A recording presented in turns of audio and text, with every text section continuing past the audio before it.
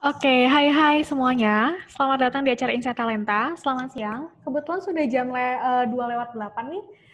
Kita mulai aja acara siang hari ini. Sekali lagi selamat datang untuk teman-teman yang baru bergabung di acara Insight Talenta. Lagi-lagi hari ini Talenta mengadakan acara webinar dengan judul Managing Employee Health Benefit During Pandemic Challenges and Opportunities. Nah, teman-teman, di sini sudah aku tampilan juga rundown event kita pada siang hari ini. Nanti akan dibuka oleh pembicara kita. Hari ini secara khusus kita undang 3 orang, yaitu ada Ibu Wulan Rani, atau biasa dipanggil dengan Ibu Rani, selaku Head of HR and GA Talk, dan juga ada presenter kedua, ada dari Dr. Agustiawan Sugiharto, selaku Chief Administration Officer Salfus, dan yang terakhir nanti ada Ria Kurnianti, selaku Product Manager Mekari. Nah, teman-teman, apa sih yang akan teman-teman mendapatkan pada siang hari ini? Yang pastinya, sesuai dengan judulnya, kita akan mengetahui dari segi challenges-nya, dari segi kesempatannya, bagaimana sih employee health benefit ini di masa pandemik seperti ini. Gitu ya. Kalau tadi juga aku sempat melihat nih di bagian chat ya, teman-teman juga udah sharing, ada yang baru join ke kantor, gitu jadi pengen tahu bagaimana sih cara manage employee health benefit terutama yang benar gitu ya, dan dapat insight baru dari speakers kita pada siang hari ini, karena secara khusus 3 orang yang sudah diundang oleh kami ini sudah mau menyempatkan dirinya hari ini dan sudah menyiapkan PPT pastinya yang bisa menjadikan insight terbaru untuk teman-teman yang join di acara webinar siang hari ini. Gitu. Nah, selama acara pun teman-teman apabila sudah kepikiran gitu ya mau nanya apa sih aku ini gitu, tapi daripada ntar keburu lupa karena sesi panel discussion dan juga Q&A-nya ada di akhir nanti, teman-teman bisa langsung aja taruh pertanyaannya, ketik pertanyaannya di kolom Q&A gitu ya, tinggal dipilih tuh di layarnya ada Q&A, silakan taruh pertanyaan di situ, dan juga sekiranya apabila teman-teman yang lain merasa pertanyaannya sejenis dengan yang sudah ditanyakan, boleh langsung aja di-upvote pertanyaannya teman-teman, sehingga nanti moderator kita hari ini yaitu Ricky Surya Putra selaku Head of Talent Acquisition Siang Mekari itu bisa menanyakan pertanyaan yang teman-teman upvote paling banyak duluan gitu ya. Nah, teman-teman abis ini Ricky akan menyapa teman-teman selaku moderator kita siang hari ini. Dia akan memimpin acaranya dari aku balik ke rundown dari Ibu Rani yang akan presentasi sampai ke Ria Kurnianti dan juga panel discussions barengan sama panelis.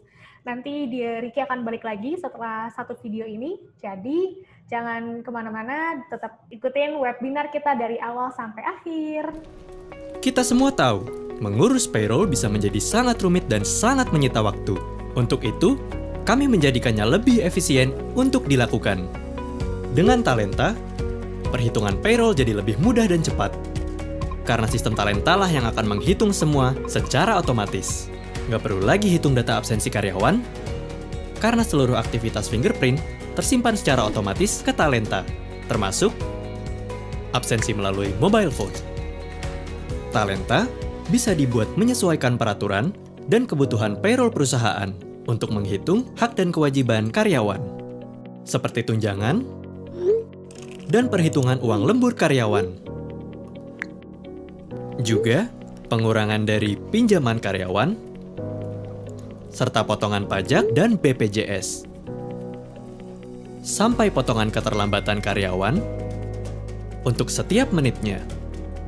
Sambil Anda melakukan hal lain, payroll Anda sudah selesai dihitung dan disiapkan oleh Talenta. Tinggal sekali klik terakhir, lalu Anda bisa menikmati waktu luang dan kopi Anda. Payroll jadi jauh lebih mudah dengan Talenta. Halo Ricky, sorry suaranya masih di mute nih. Halo, sorry. Oke, tadi masih di mute ya. Oke, teman-teman, ini dia Ricky. Sorry. Selamat datang Ricky. Ricky, silakan boleh memulai acaranya ya. Oke, ya sorry tadi ini nggak Terlalu over di semangat mute. kayaknya ya untuk bisa menyambut teman-teman webinar siang hari ini ya. Oke, ya. Thank you, Carla. Ya, jadi hari ini saya sebagai moderator di acara Insight Talenta kali ini dengan tema Managing Employee Health Benefits During Pandemic. Jadi di sini akan kita coba kupas tuntas ya semua teman-teman ya. Nanti ketika lagi tanya jawab dan lagi penjelasan, jadi mulai dari implementasi untuk transisi sampai dengan ketika nanti ketika ada perubahan atau ketika ada mau perubahan atau seperti apa, itu akan kita coba bisa bahas lebih dalam dengan para speaker-speaker kita yang nanti akan coba membagi insight-nya ya yang sangat insightful pastinya ke kita. Nah, mungkin tanpa berlama-lama ini akan saya perkenalkan speaker pertama kita, Ibu Wulan Rani. Jadi Ibu Rani ini seorang HR professionals yang sudah memiliki jam terbang yang sangat tinggi di dunia HR. Sudah selama 19 tahun beliau ada di dunia HR. Dan saat ini beliau sedang menjabat sebagai Head of HR NGA di Tokotalks. Silakan waktu dan tempat saya persilakan Ibu Rani. Oke, halo, selamat siang. Baik, ini lumayan rame ya hari ini. Baik, saya cuma mau sharing ya teman-teman. Jadi saya bukan mau menggurui, saya cuma sharing apa yang saya lakukan di Tokotalk dan di beberapa company yang sebelumnya yang biasa kami terapkan. Jadi nanti monggo kalau ada pertanyaan silahkan langsung seperti yang tadi disampaikan pada saat opening untuk mengarahkan pertanyaan ke kolom Q&A. Oke, boleh dibantu saya untuk ke slide berikutnya? Oke, sebelumnya kenalan dulu ya teman-teman. Hai, nama saya Wulan Rani, biasa dipanggil Rani. Saya lulusan psikologi, sekarang lagi belajar lagi setelah sekian puluh tahun belajar lagi di JHRP, di salah satu kampus yang ada di Jakarta. 19 tahun kerja jadi HR, generalis, jadi handlingnya semuanya dari recruitment sampai ke learning and development. Experience-nya banyak kan dari small medium enterprise, di retail, dan juga di advertising. Ini konteks saya. Silahkan kalau mau japri-japri ke saya, boleh juga di-follow, boleh juga di-add di LinkedIn-nya dengan senang hati, bisa temenan dengan teman-teman yang hadir hari ini. Oke, next. Oke, sedikit mengenai perusahaan di tempat saya mengabdi sekarang. Next. Namanya adalah Tokotalk. Apa sih Tokotalk? Tokotalk itu website enabler, jadi e-commerce yang kita khusus untuk membantu seller yang biasanya mereka aktif di social media untuk punya website sendiri. Jadi mereka punya platform sendiri untuk mereka berjualan. Tentu saja selain dengan e-commerce platform yang mereka mungkin sudah punya juga. Kami starting bisnis di Maret 2018. Perusahaan induknya ada di Korea. Dengan nama labelnya adalah Codebrick, dan di Indonesia nama kita adalah Codebrick Indonesia. Lokasi kantor saya ada di Sequoia Tower di lantai 17 di SCBD.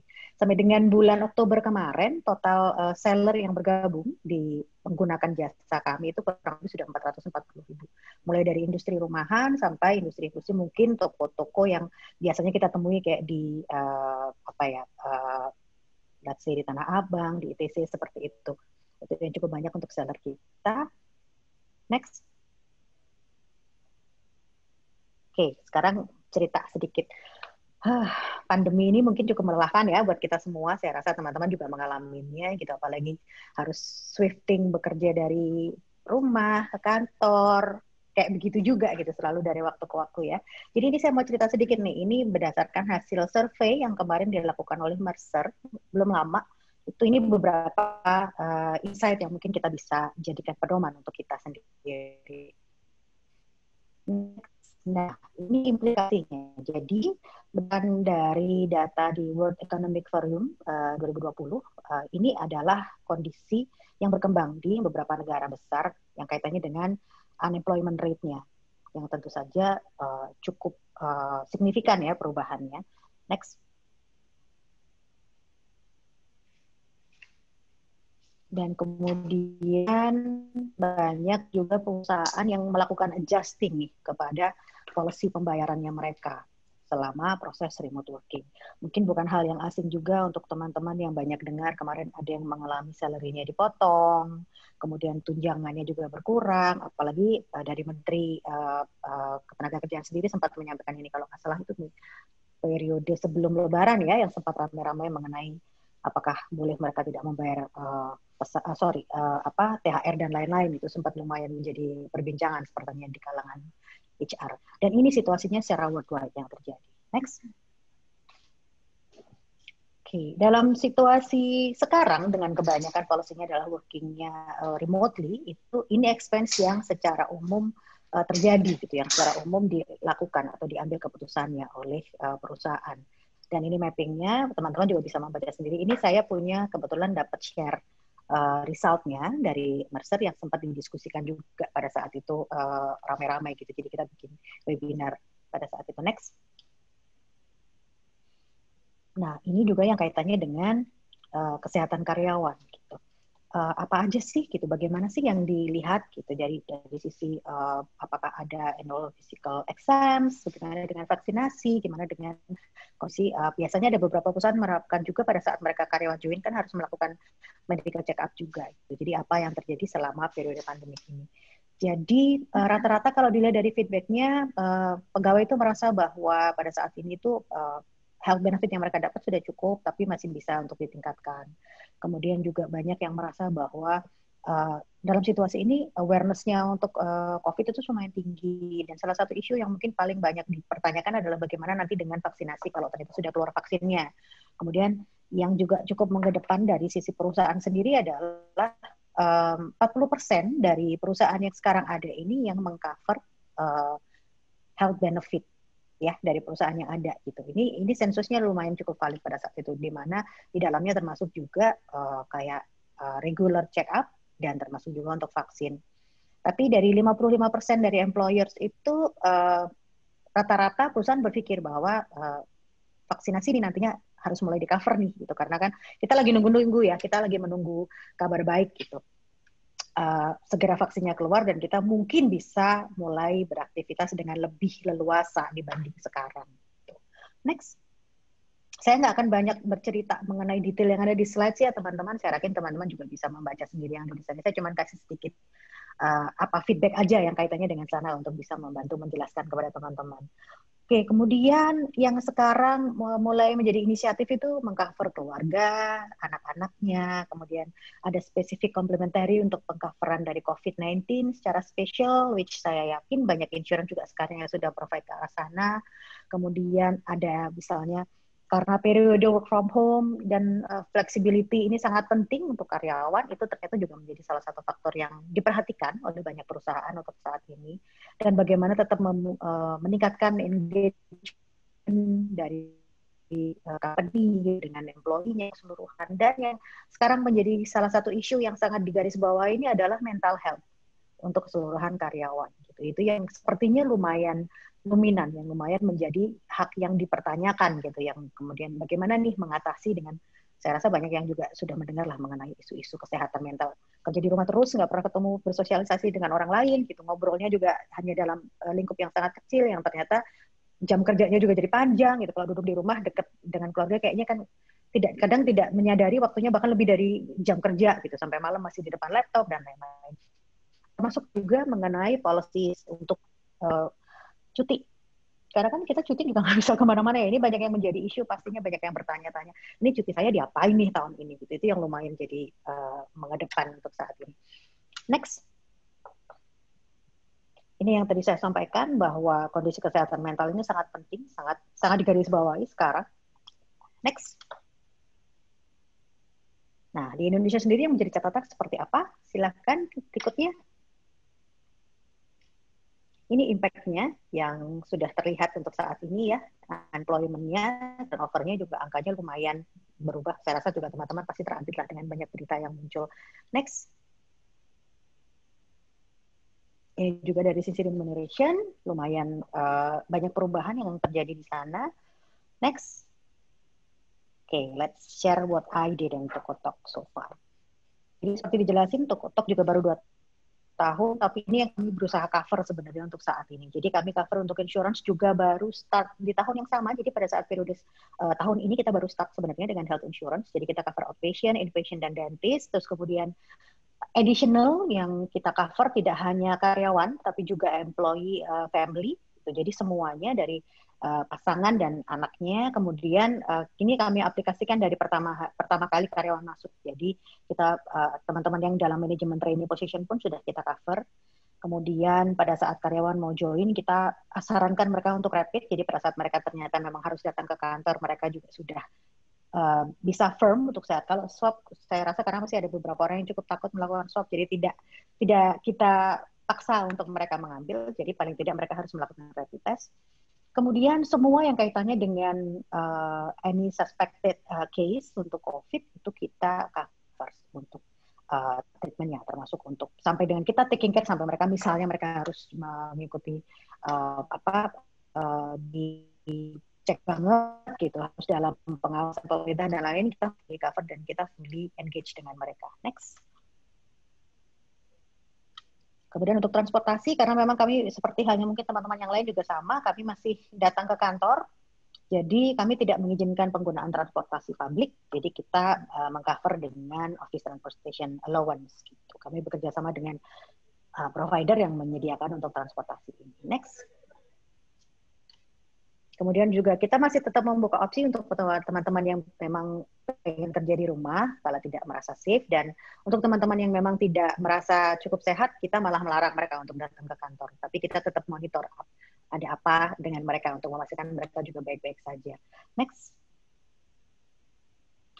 Kita juga punya normal kits yang memang new normal kit yang memang kita berikan kepada teman-teman yang masih harus datang ke kantor. Jadi kami siapin semua kaitannya dengan masker, hand sanitizer, vitamins, dan lunch pun kita provide, dan lunch ini harus yang benar kita garanti bahwa itu hygiene untuk mereka. Jadi kita sangat ketat nih, kayak sekarang dalam ruangan saya nggak boleh, kalau saya boleh buka masker kalau saya sendirian, kalau ada tim saya nggak boleh, beneran seharian penuh masker harus dipakai. Itu saja sharing dari saya, nanti closing statement-nya di belakangan ya teman-teman. Jadi yang pasti yang harus digarisbawahi adalah bahwa kita nggak bisa kalah, kita nggak boleh menyerah kalah dengan pandemi ini. Kita harus berjuang sungguh untuk memastikan kita perusahaan tetap bisa beroperasi, kita masih tetap bisa memberikan kesejahteraan untuk tim kita dengan cara mematuhi semua aturan dan berusaha memberikan yang terbaik, even though not the best maybe, tapi kita berusaha untuk memberikan yang terbaik yang covered untuk seluruh karyawan. Itu saja sharing dari saya balikin ke Mas Riki. Oke, baik. Thank you, Ibu Rani, atas sharingnya. Ya, jadi seperti yang tadi udah dijelasin oleh Ibu Rani ya, nah kita sekarang udah sedang ada di kondisi pandemi, ini juga berefek ke unemployment rate yang semakin lama semakin meninggi karena ditekan dengan kondisi yang ada sekarang ini juga gitu. Mungkin nanti akan kita bahas lebih lanjut di sesi panel discussion ya Ibu Rani ya.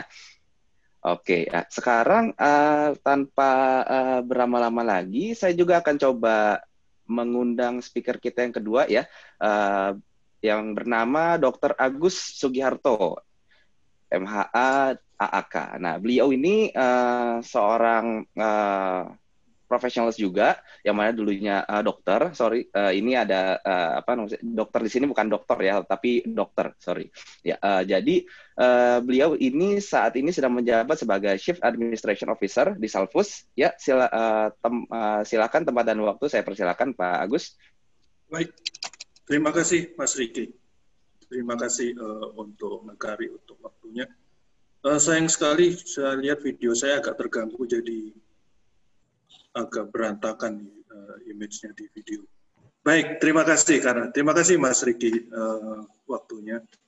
Jadi mungkin perkenalkan saya Agus, saya mewakili dari PT Salfus Inti. Mungkin Bapak Ibu masih belum kenal dengan Salfus Inti. Jadi kalau boleh kami kenalkan dulu Salfus Inti. Kami Salfus Inti adalah sebuah perusahaan piala asuransi di bawah OJK atau biasa disebut sebagai broker asuransi.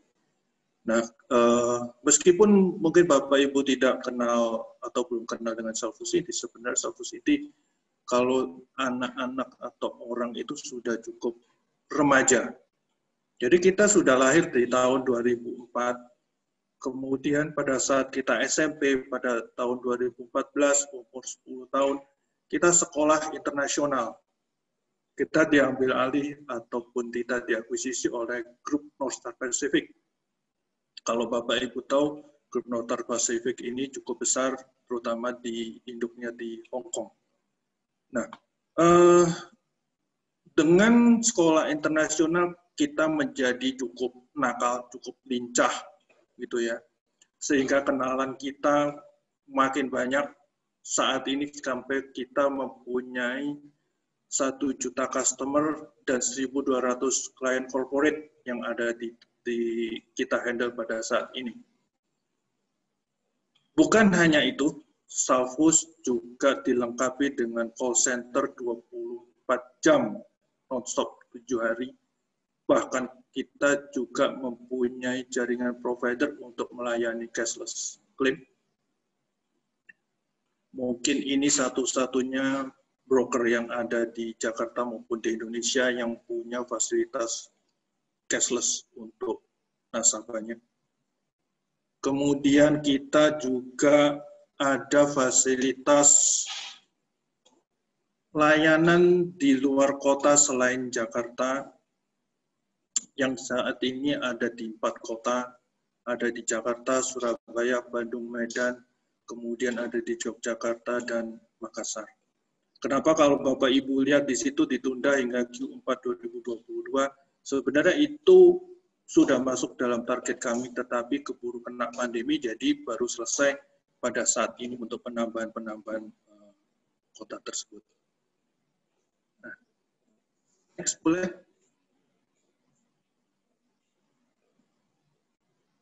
Oke, karena siang ini kita lebih banyak bicara tentang asuransi kesehatan ataupun employee benefit, jadi kami akan fokus kepada memperkenalkan program-program Salfus yang khusus, yang berbeda dari teman-teman di pialang asuransi atau broker asuransi yang lain.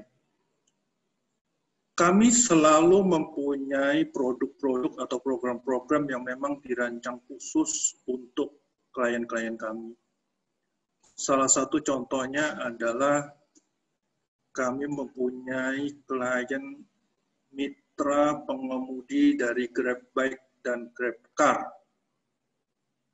yang tahun ini sudah masuk dalam tahun ke-6 yang kami tangani untuk mereka, khususnya untuk asuransi personal accident-nya. Kenapa kami bilang khusus? Karena bukan hanya sekedar untuk menjadi pialang ataupun menjadi insurance broker, tetapi kami mengelolanya secara keseluruhan untuk program GrabBike ini ataupun GrabCar ini. Kita mempunyai ekosistem yang lengkap. Apa itu ekosistemnya? Mulai dari jaringan providernya, dari call center-nya, pengelolaan klaimnya, pembayaran klaimnya, analisa klaimnya, semua dikelola oleh kami. Jadi, bukan hanya sebagai broker tukang pos yang kami terima, kami berikan kepada insurance, apa itu klaimnya, tetapi di sini kita kelola semua, kita sebagai administratornya penuh. Itu mungkin kelebihan dari Salfus yang dapat kami sampaikan untuk siang ini, supaya meskipun Bapak Ibu tidak kenal Salfus atau belum kenal Salfus, dengan sedikit informasi dari kami, Bapak Ibu bisa tahu, oh ternyata ada yang namanya Salfus nih. Ada pialang asuransi, ada broker asuransi yang namanya Salfus.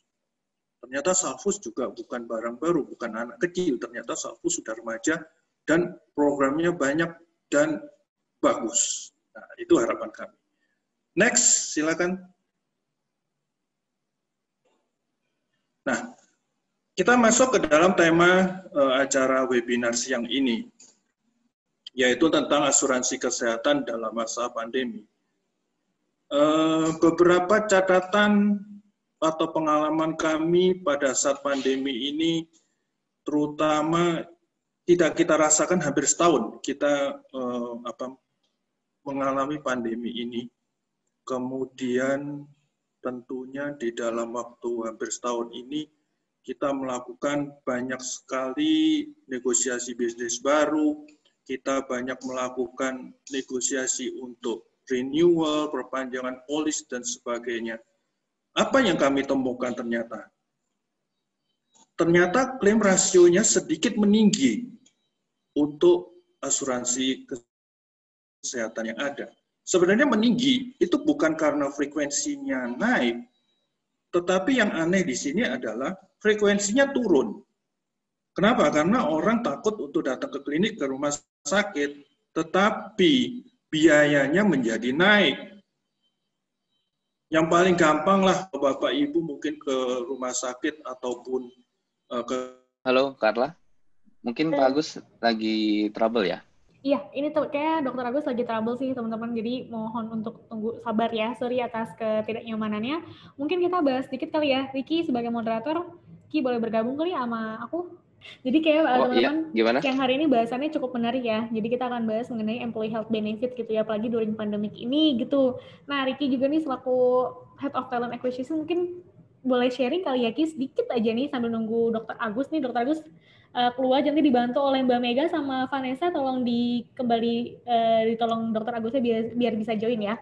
Kalau untuk di Makari sendiri nih sebagai talent acquisition, Ricky bisa sharing sedikit nggak sih di Makari tuh apa sih employee health benefit yang diperhatikan oleh tim people-nya kita gitu, kita ya. Oke, ya ini jadi nyambil narasumber ya. Benar sedikit aja Oke, sih, karena nih ya. sambil menunggu Dokter Agus join lagi Oke, gitu ya. oke. Ya, mungkin yang bisa aku share sih ya. Ini kan kalau dalam konteksnya talent acquisitions itu, ini mungkin Pak Dokter Agusnya sudah balik nih. Gimana? Gimana? Nggak apa, dijawab dulu Ki sambil Dokter Oke. Agus siap-siap untuk bareng Ya. gabung sama kita. Ya, kalau misalnya dari aku sih konteksnya kan untuk dari dalam talent acquisitions yang mereka para calon karyawan tanyakan itu kan pastinya benefit-benefit apa aja yang bisa mereka dapatkan itu kan. Ada yang benefit yang memang in-house di-manage oleh company sendiri dan ada juga yang di outsource gitu ya, dipakai oleh vendor gitu. Nah, itu memang menjadi salah satu tolak ukur yang matters untuk dia gitu. Kita ada juga pernah kasih offer gitu ya ke middle level lah gitu. Ketika secara salary-nya kita bisa meet, cuman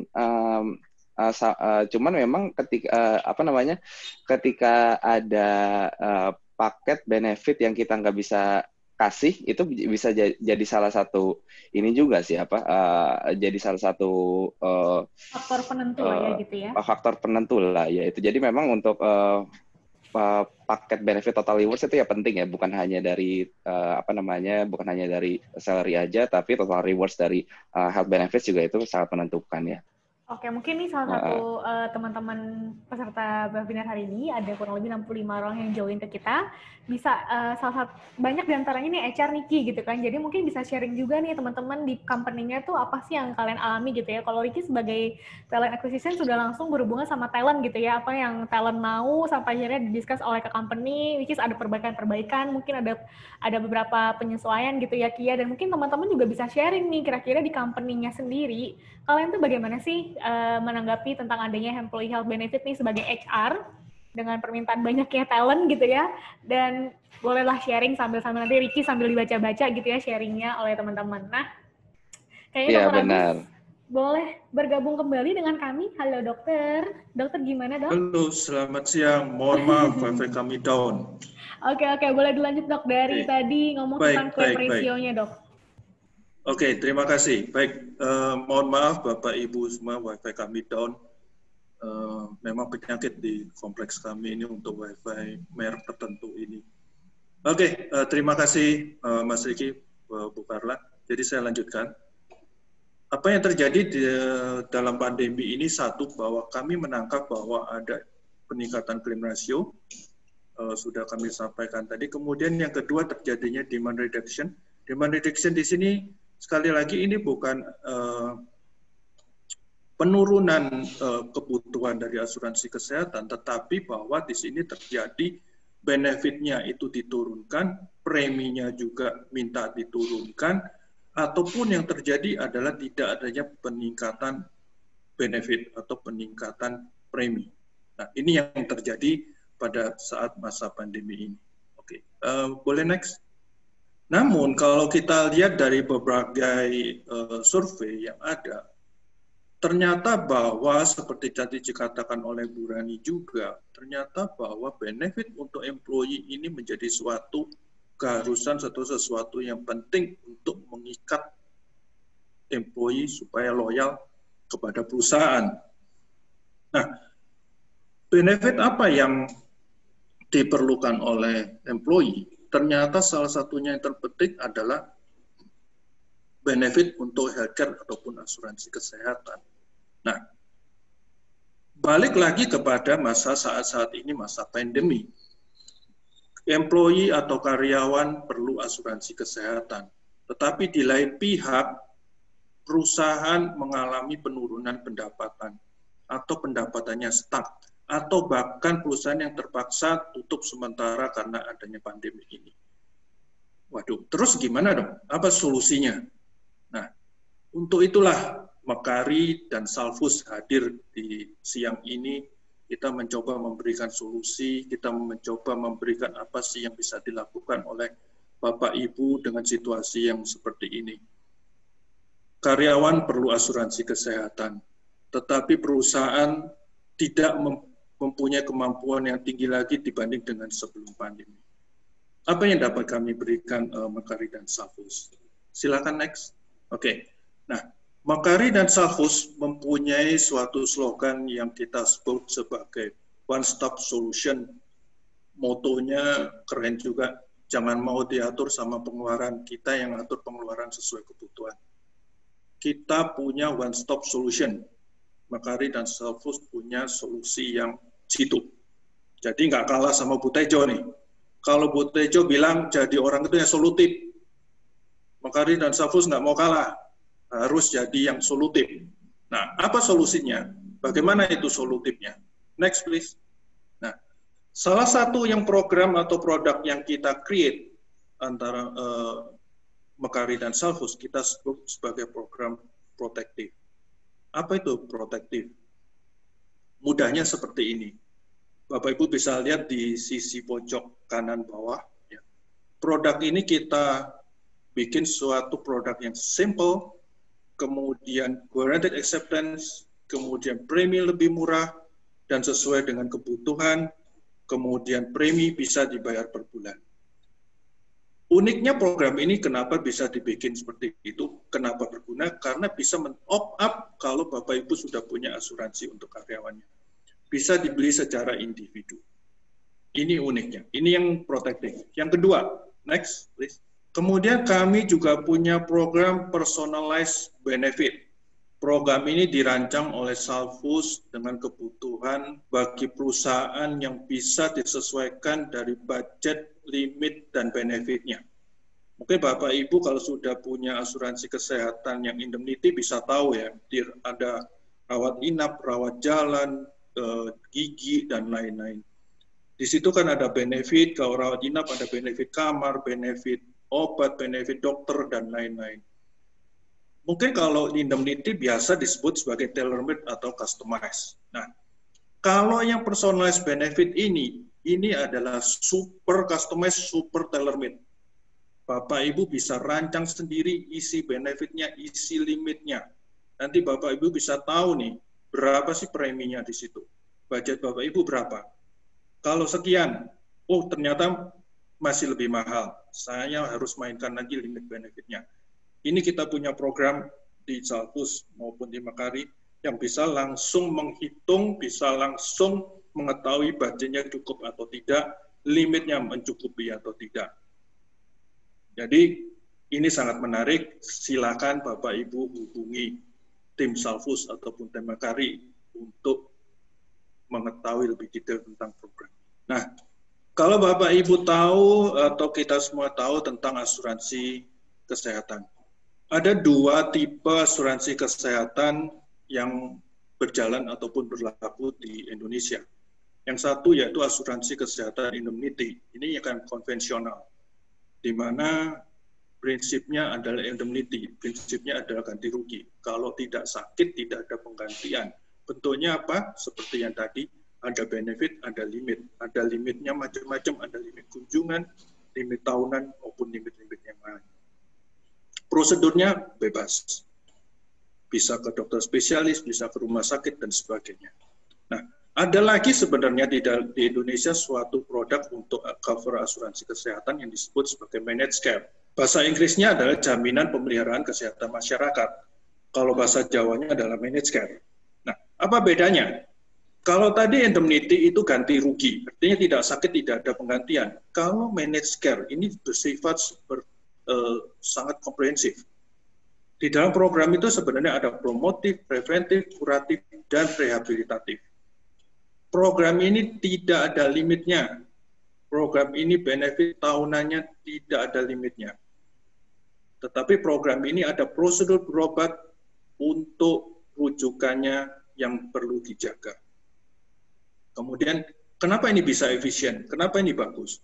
Karena setiap member nanti mempunyai provider atau dokter keluarga yang telah ditentukan. Sehingga kenapa? Sehingga kesehatannya dapat dipantau oleh dokter itu karena nggak pindah-pindah dokter, kualitas kesehatannya membaik. Dengan kualitas kesehatan yang membaik, tentunya produktivitasnya menjadi meningkat. Kemudian biaya dapat dikontrol dengan baik. Kenapa? Karena kita ada kerjasama, provider-providernya telah ditunjuk semua.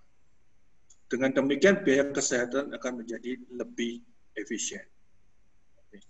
Jadi sekali lagi, ada beberapa tipe atau beberapa solusi kalau Bapak Ibu untuk menjalankan asuransi kesehatan, terutama dengan masa pandemi ini. Satu, harus ada produk-produk yang simple, produk-produk yang fleksibel untuk dapat mengatasi masalah budget maupun keterbatasan budget. Di lain pihak, karyawan tetap butuh asuransi kesehatan. Kemudian, Bapak Ibu perlu perhatikan bentuk asuransi kesehatan apa sih sebenarnya yang diperlukan. Oke, next please. Jadi, penutup dari saya, bila Bapak Ibu, khususnya Bapak Ibu yang bergerak di HRD, bila memerlukan suatu asuransi kesehatan bagi karyawannya, terutama dengan kondisi yang pandemi ini, coba lihat produknya yang ditawarkan apa, bagaimana fleksibilitasnya, apakah ini sesuai dengan kebutuhan. Maksudnya apa? Karena belum tentu dengan benefit ataupun dengan premi yang mahal, benefitnya tinggi, ternyata tidak sesuai dengan kebutuhan. Karena kebutuhannya mungkin Bapak Ibu tidak perlu sampai kelas VIP, contohnya begitu ya. Tapi ditawarkan oleh si asuransi itu VIP yang kelas kamarnya 2 juta per malam. Preminya 5 juta. Buat apa? Ternyata nggak perlu, cukup hanya sampai kelas 1. Nah, ini yang perlu diperhatikan. Fleksibilitas produk kemudian disesuaikan dengan manfaat dan kebutuhannya. Kemudian yang terakhir, ada beberapa kondisi di dalam asuransi kesehatan itu yang mengikat. Salah satunya adalah masa tunggu. Nah, perlu dilihat juga, terutama dengan adanya pandemi ini, apakah produk itu ada masa tunggunya atau tidak.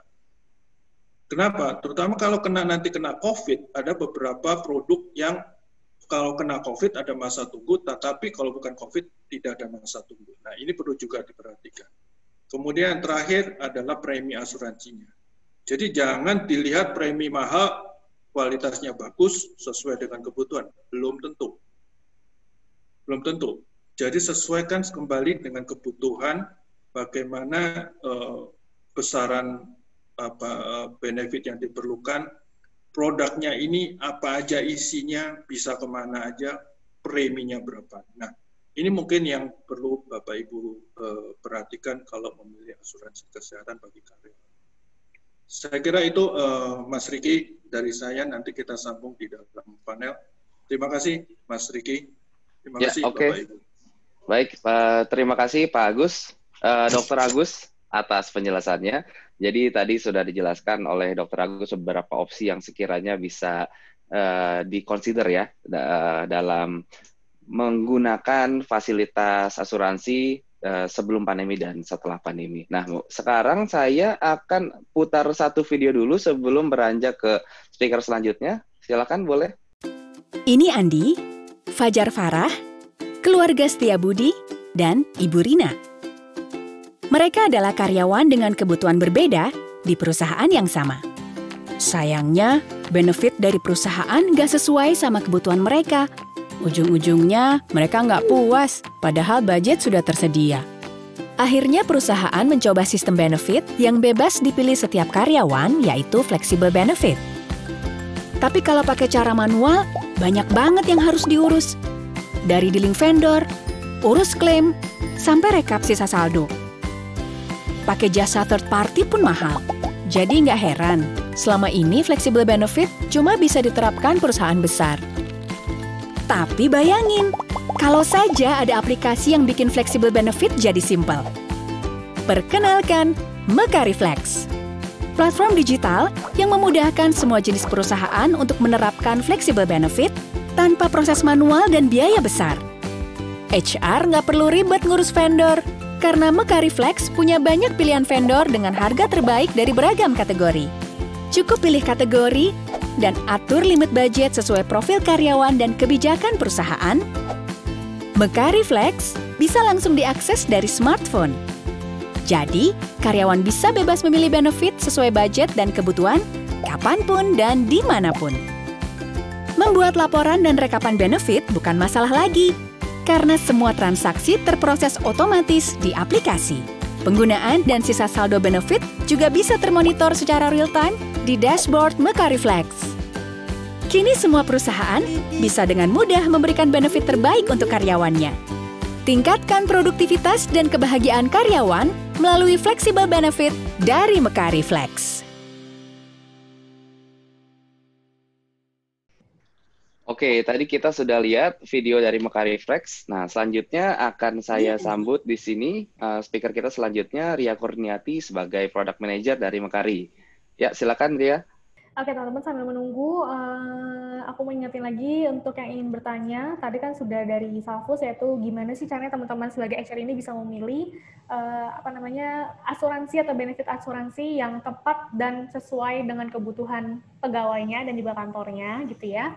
Tadi udah dari Salvus sharing, boleh ditanyakan seputar employee health benefit dari segi HR nih yang kalian alami sendiri. Dan pengen tahu dapat insight dari pembicara kita siang hari ini, boleh loh langsung aja ditaruh pertanyaan di kolom Q&A. Nanti kita akan bacakan pada saat sesi panel discussions gitu sama dengan Dr. Agus, dengan Bu Rani dan juga dengan Dr. Agus, dan juga nanti ya nih dari Mekari Flex. Ini dikit aja sih teman-teman. Halo, udah lumayan jelas?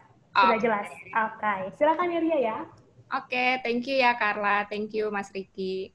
Siang teman-teman rekan HR semua, semoga rekan-rekan dalam keadaan sehat selalu ya, dimanapun teman-teman berada. Perkenalan dulu kali, saya Ria sebagai Product Manager dari Mekari. Sebelumnya kan rekan-rekan juga udah dapat insight juga tuh dari Bu Rani dan juga Dr. Agus terkait dengan fakta-fakta lah ya yang terjadi di lapangan terkait dengan employee benefit dan juga asuransi. Nah, mungkin kalau saya lebih sharingnya lebih terkait employee benefit tapi dari sudut pandang sisi teknologinya nih. Apalagi kan sekarang udah di akhir tahun ya, rata-rata perusahaan itu udah mulai bikin budgeting untuk tahun depannya lagi nih, ataupun planning-planning terkait dengan benefit yang ingin diimplementasikan di tahun depan. Nah, kondisinya sih tahun ini memang agak berbeda. Kenapa? Karena kan di saat sekarang ini tiba-tiba ada pandemik yang datang dan juga pasti sedikit banyak akan mengubah juga nih planning dari rekan-rekan HR sekalian terhadap benefit untuk diimplementasikan di tahun depan.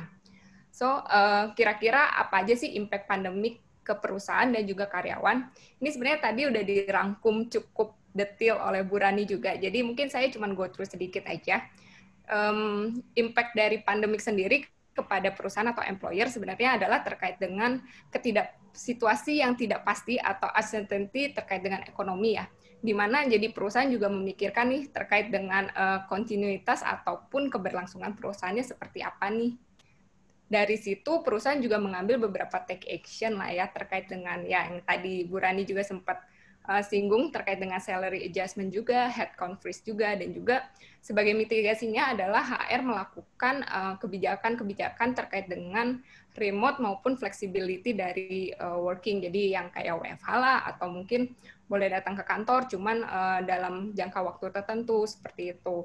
Dan juga yang terakhir adalah terkait dengan employee benefit program nih. Sebenarnya kalau dilihat lagi, employee benefit program itu bisa menjadi salah satu mitigasi option terhadap perusahaan nih untuk istilahnya kayak menjaga resiko perusahaan dari hal-hal yang tidak diinginkan terkait dengan kesehatan karyawan ataupun otomatis ujung-ujungnya juga pasti keberlangsungan dari perusahaan sendiri. Nah, dari segi employee-nya sendiri, dengan adanya pandemik ini sebenarnya employee bukan dipaksa ya, tapi ada push factor, employee jadinya lebih aware juga terhadap benefit yang ditawarkan ataupun diberikan perusahaan kepada mereka. Termasuk juga adoption dari teknologi yang semakin cepat juga dengan adanya pandemik ini. Dan juga yang tadi mental health dan physical health itu menjadi salah satu big issue yang dihadapi oleh employee sendiri. Dengan itu sebenarnya ada survei juga diambil dari Mercer juga melakukan survei di Asia Pasifik lah ya, bahwa memang most likely employer ataupun perusahaan untuk kedepannya akan lebih fokus memang kepada well-being ataupun dari kesehatan karyawan sebagai investasi perusahaan mereka. Next. Nah, di sini sih bisa ditarik kesimpulan sedikit bahwa sebenarnya ketika kita mendesain employee benefit yang mungkin agak kurang tepat lah ya istilahnya, itu sebenarnya juga berpotensi kepada unexpected financial risk, di mana investasi versus dengan value realisasinya itu tidak match lah. Next aja. So kalau dari yang tadi kita sempat discuss juga, sebenarnya fokus yang ingin dicapai oleh perusahaan pada saat pandemik ataupun setelah pandemik itu seperti apa sih trennya? Yang pertama adalah perusahaan pasti lebih ngeprioritasin terkait dengan pengeluaran dari perusahaannya sendiri, di mana mereka pasti berpikir antara investasi dengan bisnis impact-nya, korelasinya seperti apa sih. Terus yang kedua adalah mereka juga mulai rethinking terkait dengan benefit program, karena dengan situasi kayak gini mungkin ada beberapa program benefit yang sudah tidak relevan, dan ada beberapa program benefit yang seharusnya mereka adding lah ya, seharusnya mereka tambahkan ke benefit package yang ada di perusahaan mereka, sehingga jatuhnya adalah antara yang mereka investasi dan dengan yang dirasakan oleh karyawan itu jadinya match. Lalu yang ketiga tentu saja adalah terkait dengan komunikasi yang terus-menerus kepada karyawan. Apalagi sekarang kan lebih banyak kayak virtual gini kan, jadinya pasti yang namanya engage komunikasi antara perusahaan dan karyawan itu menjadi lebih penting daripada sebelumnya. Dan yang terakhir, yang keempat, ada opsi untuk memberikan yang kita sebut voluntary benefit sih. Ini lebih ke arah mungkin perusahaan budgetnya terbatas atau mungkin punya prioritas lain, tapi sebenarnya benefit karyawan kan something yang perlu di-highlight juga oleh perusahaan, perlu diberikan. Nah, salah satu opsi untuk nge-fill in gap itu sebenarnya perusahaan bisa memberikan voluntary benefit. Jadi nanti employee bisa memilih dan membayar benefit yang dirasa sesuai untuk mereka dengan budget mereka sendiri. Next. Oke, so kalau kita ngomongin overview terkait dengan health benefit program setelah pandemik dan pada saat pandemik, sebenarnya kita bisa bagi kedua sih, ada benefit program yang memang sifatnya lebih preventif, yang satu lagi adalah mitigasi. Nah, preventif ini berdasarkan setelah pandemik ini memang banyak yang awareness terkait dengan mental health itu juga semakin tinggi.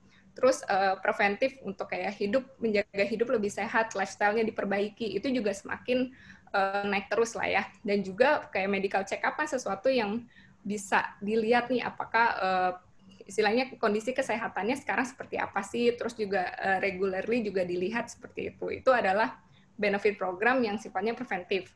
Sedangkan untuk mitigasinya sendiri, ini yang something yang penting juga, karena kayak health insurance ataupun additional insurance maupun sekarang ada lagi service yang telemedicine lah. Nah, ini juga bisa mengcover ataupun mengkomplementari dari asuransi kesehatan yang dimiliki oleh karyawan. Karena kan memang kita tahu mungkin nggak semua asuransi itu mengcover yang namanya COVID dan segala macam. Makanya dibutuhkan ada satu additional di mana dia bisa mengcover misalnya nih kehilangan pendapatan pada saat misal amit-amit ternyata karyawan harus dirawat di rumah sakit atau mungkin harus kayak quarantine gitu, self quarantine seperti itu.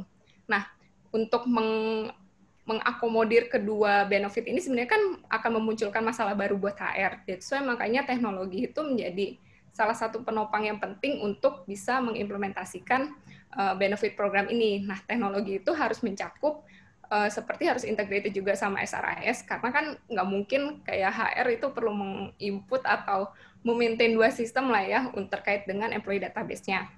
Lalu otomatis terkait dengan benefit administration dan juga penawaran benefit yang bermacam-macam. Selanjutnya juga terkait dengan report yang bisa digunakan juga oleh HR untuk melakukan analytical.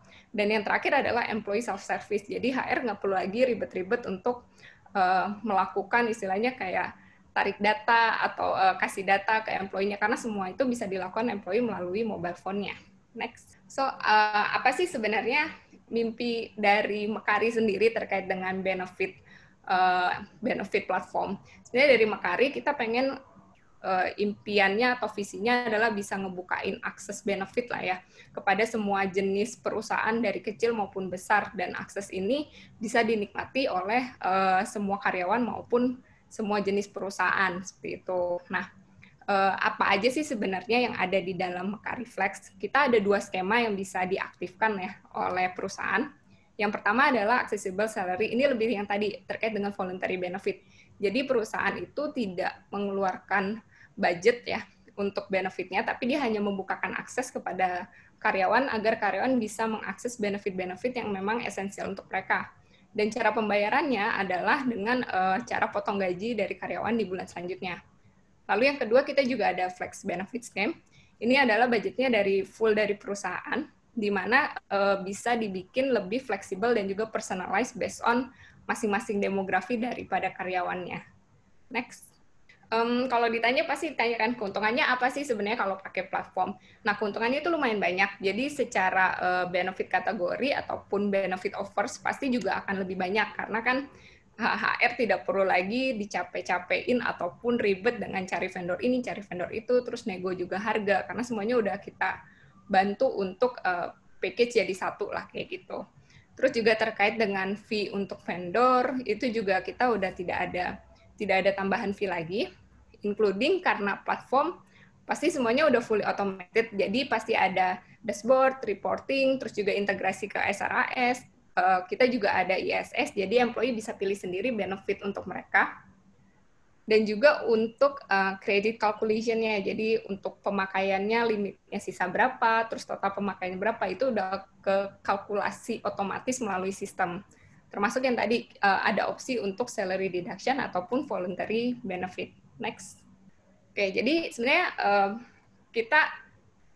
visinya sebenarnya kita nggak cuma pengen sebagai platform aja, tapi kita juga menawarkan akses kepada benefit-benefit yang mungkin dulu agak lumayan susah untuk atau butuh effort lah ya dari HR-nya untuk bisa employee-nya akses ke benefit tersebut. Nah, apa aja sih sebenarnya produk yang kita tawarkan? Kita ada dari phone credit, mobile data, elektrik, sampai dengan top up e-wallet. Ini yang bisa employee dapatkan dengan mengaktifkan voluntary benefit tadi. Dan juga kita ada 4 pilar, yaitu protection, wellness, lifestyle, dan commuting. Next. Nah, kerjasama kita dengan beberapa partner itu udah sekitar ada 20, hampir 30 partner yang sudah onboard dari kita, terkait dengan wellness, protection, lifestyle, maupun commuting. Ini contoh-contohnya saja. Jadi kita juga ada, karena kita aware bahwa mental health itu salah satu yang penting, dan kita juga coba untuk ngebawa partner mental health di sini. Ini lebih terkait dengan lifestyle dan commuting. Lalu next aja lagi.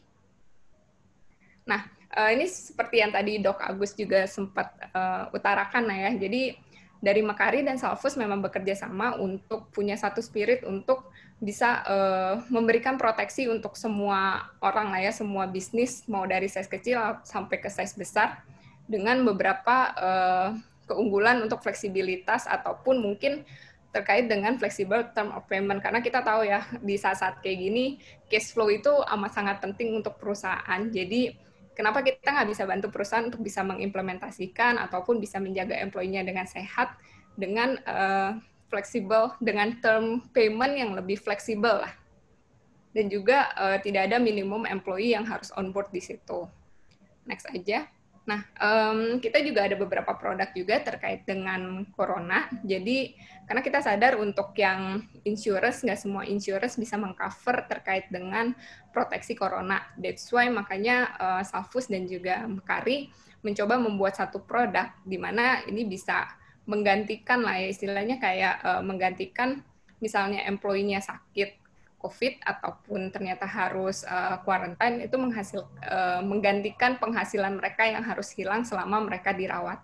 Oke, jadi cara penggunaannya sendiri karena platform kita membuatnya semakin user friendly. Jadi caranya gampang banget, dari istilahnya dari perusahaan ataupun HR hanya perlu untuk melakukan setup limit, benefit policy-nya, dan juga offering apa sih yang pengen diberikan oleh perusahaan kepada karyawannya. Next-nya. Lalu setelah setup selesai dilakukan, maka karyawan hanya perlu nih memilih benefit apa sih yang kira-kira mereka mau coba untuk pakai. Itu langsung karyawan dapat langsung mengaksesnya ataupun memilih di HP-nya masing-masing atau di aplikasinya masing-masing. Next.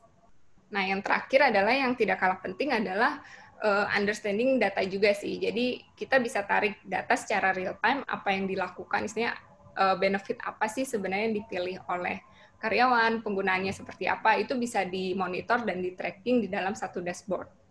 Next. Oke, nah tadi kan sekilas nih tentang cara apa saja sih yang ada di Mekariflex. Nah, buat rekan-rekan HR yang mungkin tertarik pengen tahu lebih dalam apa sih Mekariflex, cara penggunaannya seperti apa, lalu benefitnya seperti apa, dan juga mungkin dari teman-teman HR ada yang pengen istilahnya dibikinin secara benefit structure-nya, ataupun tahun depan enaknya implementasi benefit, employee benefit seperti apa sih, itu bisa konsultasi gratis dengan kami, dan juga bisa mengikuti live demo yang akan diadakan di besok ataupun lusa ya. Ini terbatas banget untuk 12 peserta, jadi rekan-rekan tinggal daftar aja, linknya ada di layar, ada di talenta.co/demo-mekari-flash. Mungkin nanti boleh dibantu remind lagi kali ya, Carla, terakhir. Oke, nah ada promo juga eksklusif nih buat rekan-rekan HR di sini yang mengaktifkan talenta beserta Mekariflex-nya, dapat berkesempatan untuk mendapatkan paket unlimited konsultasi ke dokter untuk rawat jalan lah ya istilahnya. Jadi kalau untuk sakit-sakit kecil itu bisa banget pakai servis ini nih. Nah itu senilai 99.000 per employee, ini khusus untuk rekan-rekan yang hadir di webinar kali ini. Oke, kurang lebih sekian dulu dari saya kembalikan ke Ricky. Thank you. Oke, thank you Ria atas penjelasannya. Ya, jadi tadi udah dijelasin oleh Ria tentang Mekariflex ya. Jadi istilahnya Mekariflex ini democratize flexible benefit gitu ya. Jadi nggak hanya company-company yang besar aja yang bisa menikmati flexible benefit, sekarang semua company bisa dengan adanya Mekariflex ini. Oke, sekarang kita akan masuk ke sesi panel discussion. Di sini saya mau undang pembicara pertama dan kedua kita, Ibu Wulandrani dan Dr. Agus. Silakan bisa masuk. Ya, bisa di-unmute juga Dr. Agus dan Bu Rani. Baik. Oke, ya. Nah, sekarang kita akan coba mulai diskusi ya, Bu Rani dan Dr. Agus. Nah, ini mungkin pertanyaan yang ada di dalam kepala saya dulu nih. Ini kan kita konteksnya sedang membicarakan health benefits during pandemic gitu ya. Sebenarnya ada nggak ya? Sekarang kita banyak dengar new normal gitu ya. Nah, cuman dalam konteksnya total rewards, ada nggak ya the new normal for total rewards gitu? Mungkin Bu Rani bisa kasih insight-nya. Sebenarnya balik lagi sih, saya rasa semua company juga punya pemikiran yang sama lah ya. Tetapi kalau based on discussion dengan beberapa HR itu gitu ngomongin reward, kayaknya ada banyak yang kemudian memutuskan untuk menahan diri dulu nih, gitu. Menahan diri untuk mengubah apapun policy yang mereka sudah buat demi kemaslahatan umat, bukan ya, demi keadilan situasi gitu. Karena perusahaan biasanya cenderung wait and see gitu, sebaiknya bagaimana gitu. Jadi saya rasa during this kind of situation tuh conversation-nya di antara sesama HR itu jadi lebih dynamic, lebih aktif gitu. Dan banyak yang mungkin masih memilih untuk wait and see ya, untuk tidak mau membuat policy, merubah policy atau apapun. Ada beberapa perusahaan yang memilih untuk menerapkan reward kita, apa istilahnya, mungkin boleh dibilang kayak di freeze dulu nih untuk realisasinya gitu, atau bahkan kayak renegotiate ke tim lagi bagaimana kita mau apply-nya dalam periode kayak gini. Karena to be honest, dalam situasi keuangan di Indonesia sendiri, saya rasa banyak perusahaan yang sedang dalam kondisi yang tidak cukup baik gitu, untuk membuat keputusan, membuat reward yang perubahannya terlalu drastis untuk mereka juga. Oke, berarti bisa pengusaha-pengusaha Indonesia juga cukup open. Ya. Ya, sorry. Ya, berarti bisa disimpulkan saat ini juga dengan kondisi COVID belum ada strategical move yang drastis gitu ya, yang merubah dari segi total rewards-nya itu belum ada juga gitu ya, masih wait and see ya Bu Rani ya. Saya rasa betul, iya. Karena kan we never know juga sebenarnya bahwa akan berlarut-larut separah ini ya gitu. Kita nggak berpikir bahwa dalam 1 tahun ini tuh kayak kalau bercandaannya anak-anak sekarang kan hati mereka tertinggal di bulan Maret gitu. Tahu-tahu sekarang sudah November udah mau habis gitu. Saya rasa belum move on pengusaha ya, juga Bu? merasakan hal yang belum bisa move on karena nggak tahu kalau obrolan teman-teman biasanya anak-anak muda kan pada ngomongnya gitu, anak-anak muda saya merasa tua banget jadinya. Jadi mereka rata-rata berbicara bahwa kehidupan mereka seperti dipaksa menyesuaikan diri dari Maret, dan itu tentu saja kalau kita bicara dari sisi bisnis, impact-nya kepada para pemilik usaha itu juga sangat-sangat dominan. Kita bisa melihatlah banyak teman-teman yang mungkin saat ini tidak mampu beroperasi secara penuh, terjadi layoff dan lain-lain. Jadi pasti jangan mereka belum berani membuat keputusan strategis. Demikian juga dengan kami masih wait and see to be honest. I see. Oke. Mungkin dari point of view Dr. Agus sebagai sebagai penyedia jasanya, ada melihat tren tersendiri nggak ya, Dr. Agus? Dari sebelum pandemi dan saat pandemi seperti ini gitu. Ada nggak? Apakah jenis permintaannya jadi cenderung berubah, jenis paketnya atau dan sejenisnya gitu, Dr. Agus?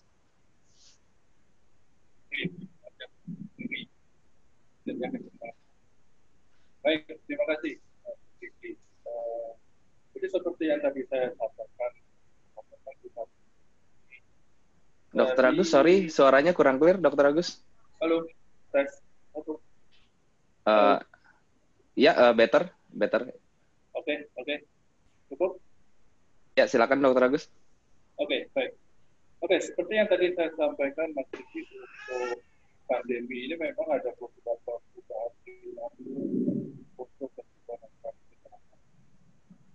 Namun sebenarnya perilakunya itu bukan berubah menjadi tidak perlu asuransi kesehatan, tetapi penurunan dari apa yang mereka perlukan, terutama karena mungkin katakan tadi adanya keterbatasan cash flow, perusahaan yang terbatas. Sorry, Dr. Agus, sorry, suaranya masih kurang clear. Mungkin bisa lebih dekat ke laptopnya mungkin ya. Bisa dicoba cabut headsetnya. Soalnya tadi jadi kurang clear suaranya. Halo, sudah? Belum. Mungkin bisa coba cabut headsetnya, Dr. Agus. Oke, bentar ya. Halo? Cukup? Ya, silakan Dr. Agus. Ya. Oke, baik. Jadi untuk pandemi ini sebenarnya tidak ada perubahan demand, tetapi yang ada adalah perubahan perilaku, di mana yang tadinya itu, atau katakanlah terjadinya penurunan benefit, atau perubahan benefit, atau tidak ada penambahan benefit. Layaknya sebenarnya setiap tahun, itu ada peninjauan kembali untuk benefit bagi karyawan. Apakah ini masih cukup untuk tahun berikutnya berdasarkan klaim yang terjadi saat ini. Namun pada saat pandemi ini, sebisa mungkin adalah benefitnya itu diturunkan atau benefitnya ditahan. Sedangkan kalau perusahaan baru ataupun perusahaan yang sudah ikut asuransi, mau nggak mau dia dengan adanya ditahannya benefit ini, mereka tidak bisa pindah ke asuransi yang lain. Kenapa? Karena kalau pindah ke asuransi yang lain tentunya ada perhitungan premi yang baru. Nah, ini yang terjadi dengan pandemi ini.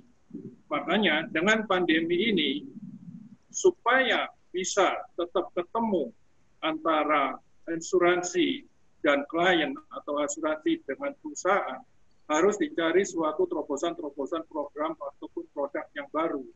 Nah, itulah kenapa menariknya webinar siang ini, karena di sini kita membicarakan suatu program-program atau produk-produk yang baru. Nah, saya kira itu Mas Riki perubahan tren ataupun yang terjadi pada saat pandemi. Oke, baik. Oke, mungkin menyambung insight yang tadi Pak Dr. Agus sampaikan. Mungkin di sini ada dari mewakilkan teman-teman yang ada pemikiran yang mungkin seperti saya juga. Jadi mungkin ada yang berpikir gitu ya dalam memanage asuransinya itu lebih baik self manage atau gunakan vendor ya, yang mana yang lebih cost efficient, yang mana yang lebih baik gitu, yang bisa lebih serve better untuk para employees-nya. Mungkin dari Ria sebagai yang enablers di sini bisa coba kasih insight mungkin ya, yang mana yang lebih baik gitu ya, untuk mungkin langkah awal atau langkah tengah atau dimanapun stage-nya itu. Oke, sebenarnya basically kalau kita pakai insurance kan sebenarnya kita memindahkan risiko lah ya yang akan terjadi di perusahaan tuh.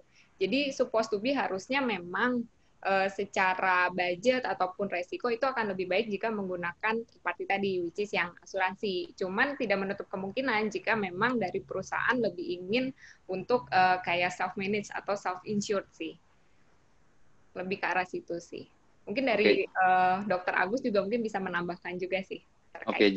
Jadi itu balik lagi ke company-nya ya, lebih prefer yang mana dan yang mana yang lebih cocok gitu ya. Nah mungkin Dr. Agus ada insight tambahan gimana dari point of view seperti itu?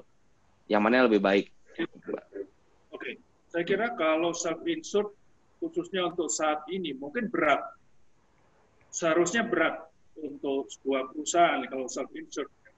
Kenapa? Seperti tadi kita bilang, biaya kesehatan itu menjadi naik, meskipun penggunaannya turun. Apalagi kalau udah kena kasusnya COVID, tahu sendiri harganya bisa 100 juta lebih sekali rawatnya. Jadi kalau menurut saya sebaiknya sih tetap ada backup dari asuransi atau mengambil asuransi kesehatan.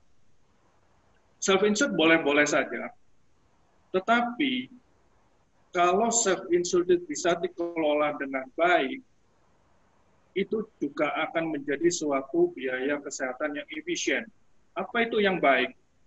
Contohnya begini, mungkin dalam tim HRD, Oke Burhani juga mungkin bisa tahu lah, kalau self-insured, kalau ada karyawan mengajukan klaim ataupun reimburse suatu biaya pengobatan, ditangani oleh HRD, yang mungkin HRD-nya ini bukan orang medis gitu ya. Ada klaim 1 juta. Diagnosanya atau penyakitnya sakit mata. Tetapi ternyata di situ ada obat untuk batuk, obat untuk sakit perut, dan sebagainya. Nah, tentunya ini yang saya maksud dengan kalau bisa dikelola dengan efisien, dengan benar, boleh-boleh saja. Tapi kalau tidak bisa dikelola dengan efisien, dengan benar, ya jebol juga gitu cash flow-nya perusahaan gitu ya. Kenapa? Karena banyak sekali klaim-klaim yang akan menjadi suatu klaim yang fraud atau bahkan abuse. Kwitansinya palsu, orangnya yang sakit mungkin neneknya, dia yang ngajuin, Burhani ketawa, Burhani sering alami berarti itu. Nah, kalau bukan ditangani oleh profesional ataupun asuransi, ini akan banyak sekali kejadian seperti itu. Belum lagi dari biaya yang tidak bisa terduga. Tahun ini mungkin harga Panadol 9.000, tahun depan bisa jadi 15.000. Nah, kalau kita self-insured, kita nggak tahu nganggarinya tahun depan itu berapa. Tapi kalau kita bisa kasih ke insurance, ya udah pokoknya preminya sekian, kalau klaimnya naik di atas premi, ya itu sudah menjadi risiko dari asuransi. Jadi saya kira tetap dalam situasi seperti ini sebaiknya tetap memakai backup dari asuransi kesehatan. Thank you Mas Riki dan Bu Ria. Oke, baik Dr. Agus. Jadi ya memang kalau self-insured itu berat di operasional internalnya ya Dr. Agus ya. Jadi harus benar-benar bisa memastikan yang manage-nya juga memiliki ya memang orang yang capable gitu untuk bisa menjalankan semua operationals-nya gitu. Kalau enggak nanti ya ujung-ujungnya bisa jebol juga begitu Dr. Agus ya. Boleh nambahin dikit nggak sih? Ya, silakan Bu Rani gimana? Experience aja sih, based on experience. HR administration-nya will be like very heavy and difficult for us, for sure. Kenapa? Itu tadi kayak yang dibilang Dr. Agus, saya dulu sempat waktu kita pernah di satu company yang saya sebelumnya pernah join tuh kita lakukan internal ya. Dan itu taking care administrasinya itu tadi kita kayak randomly cek apakah benar kwitansinya, telepon ke apoteknya dan lain-lain, itu taking time. Dan saya rasa especially during this kind of situation our focus should be how we make sure that everyone can deliver their work like a super maximal, right? Dan kita taking care mereka dengan lebih profesional gitu, karena dengan kita kelola sendiri akan banyak hal yang mungkin akan menjadi sedikit hambatan untuk kita dalam situasi seperti ini terutama. Jadi that's why memang balik lagi punya budget yang cukup nggak nih kita dari company, tapi dengan segala penawaran yang sekarang ada nih, apalagi saya lihat yang karir nih, kemarin beberapa kali ngobrol dari mengenai hal ini, itu detailnya itu banyak hal yang menjadi lebih fleksibel untuk perusahaan, dan it's a good point yang menurut saya, terutama untuk company-company yang belum punya insurance, ini jadi opsi yang baik karena we never know. Balik lagi tentang budget, apalagi dengan situasi untuk mereka yang kaitannya dengan COVID langsung ya. Kita juga tahu kapasitas dari coveringnya dari fasilitas yang diberikan pemerintah seperti apa. Saya rasa teman-teman juga pasti sudah mulai mengalami. Kita nggak menutup mata bahwa banyak employee yang ternyata nggak kedetek bahwa dia ternyata ada COVID dan lain-lain, yang akhirnya panjang sekali prosesnya. Been there dan that, saya baru berhasil survive dari situasi harus handling karyawan yang tidak terdeteksi ada COVID tapi ternyata positif gitu. Itu baru 2 minggu lalu gitu. Jadi saya pasti paham lah bagaimana teman-teman harus berhadapan dengan situasi kayak gini. Jadi saran saya untuk teman-teman yang belum punya insurance, akhir tahun sekalian nyiapin budget tahun depan, please consider also untuk tidak lagi taking care internal, kecuali kalian punya resource yang kuat. Kecuali punya resource yang super duper kuat. Karena kita as an HR kayaknya sekarang fokusnya harus bagaimana memastikan engagement-nya, mental health-nya teman-teman, bisnis proses berjalan, itu semuanya yang bahkan sudah di luar administratif. Gitu aja tambahan dari saya, Ricky. Betul, betul, Burani, agree. Jadi memang kalau self-insure ini benar-benar heavy di administratif internalnya ya. Jadi kalau misalnya itu nggak bisa benar-benar di make sure secara baik, secara quality checking-nya better jangan lakukan sendiri lah ya, seperti itu. Ya, mungkin kita coba lanjut ke topik selanjutnya. Sebelumnya, ini saya mau mengingatkan dulu ya ke teman-teman yang ada di sini, ke para partisipan, kalau ada yang mau bertanya bisa langsung masukkan pertanyaannya ke Q&A ya, jadi kita bisa bahas bareng di sini. Oke, sambil menunggu pertanyaan dari partisipan, kita coba, saya ada pertanyaan lagi selanjutnya. Nah, ini mungkin lebih relevan ke teman-teman yang ada di company yang umurnya 0 sampai 2 tahun ya. Jadi di sini kebanyakan untuk company yang umurnya segitu, alokasi untuk asuransinya itu seringkali belum diprioritize gitu. Nah, cuman kan ketika kita mau acquiring talent, terus juga mau retaining mereka, para employee gitu-gitu, sebenarnya satu hal yang nggak bisa ditutup sebelah mata gitu. Nah ini mungkin bisa minta saran dari Bu Rani atau dari Ria dulu mungkin ya. Ada saran nggak ya untuk company yang umurnya 0 sampai 2 tahun untuk menginisiasi mereka memulai implementasi asuransi dengan baik itu seperti apa enaknya gitu? Oke. Mungkin kalau dari saya sebenarnya yang paling impact kali ya kepada perusahaan juga nih, misalnya kalau ada karyawan yang sakit atau apa kan sebenarnya terkait dengan rawat inap nih, walaupun kelihatannya jarang terjadi, cuman kan kalau di zaman sekarang kan potensi kejadiannya juga lebih tinggi. Terus sekali kejadian itu akan lumayan juga bikin boncos perusahaan lah ya, budgetnya juga banyak ketarik ke situ. Jadi mungkin the first step-nya implementasi dulu untuk si rawat inap itu. Nah, mungkin untuk rawat jalannya bisa komplementari juga dengan teleconsultation yang tadi tuh service itu kan juga di masa pandemi ini sebagai salah satu solusi yang lumayan efektif lah ya. Dimana kalau kita ngelihat kecenderungan behavior dari employee kalau sakit juga udah kadang sekarang agak takut untuk datang mungkin ke klinik ataupun ke rumah sakit untuk berobat. Jadi memang lebih banyak menggunakan atau meleverage teknologi di situlah.